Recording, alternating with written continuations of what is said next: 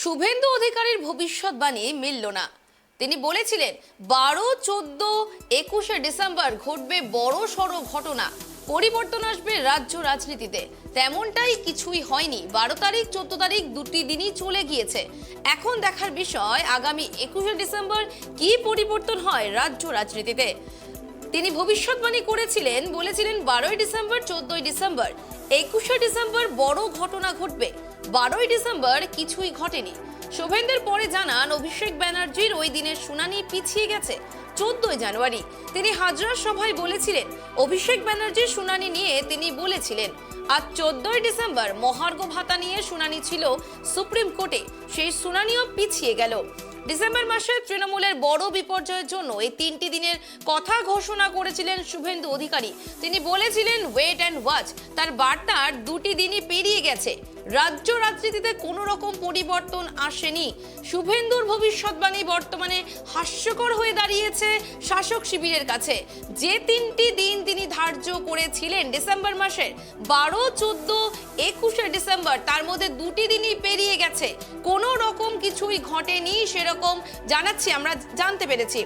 এখন আমাদের চোখ, রাজনৈতিক মহলের চোখ, যে 21শে ডিসেম্বর কি ঘটে, এখন সেই ভবিষ্যৎবাণীর অপেক্ষায় রয়েছে। এই পরিপ্রেক্ষিতে শুভেন্দু অধিকারী কি জানিয়েছেন শুনবো আমরা। রাজনীতিতে এবং সরকারি প্রশাসনে 3টি দিন গুরুত্বপূর্ণ।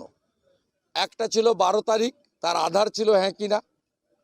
সুপ্রিম কোর্টে 1/11/2022 যে মামলা ছিল, যে মামলা করেছিলেন মাননীয় কয়লা ভাইপো, যে মামলা হয়েছিল এনফোর্সমেন্ট ডাইরেক্টরের বিরুদ্ধে, সেই মামলার ডেট 12/12/2022 ছিল। আমি বলেছিলাম গুরুত্বপূর্ণ তারিখ। সত্য না মিথ্যা? আধার ছিল না নেই? আধার ছিল।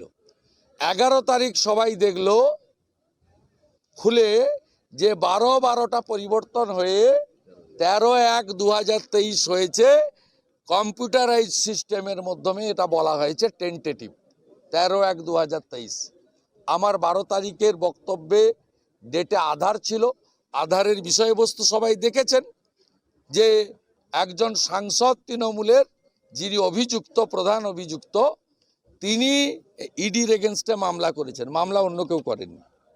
এবারে প্রথম দিনের ডিএর হিয়ারিং, সেই দিন হিয়ারিংয়ে জাজ সাহেবরা ফিক্সড করেন যে আমরা 14 তারিখে নিষ্পত্তি করব এই মামলার।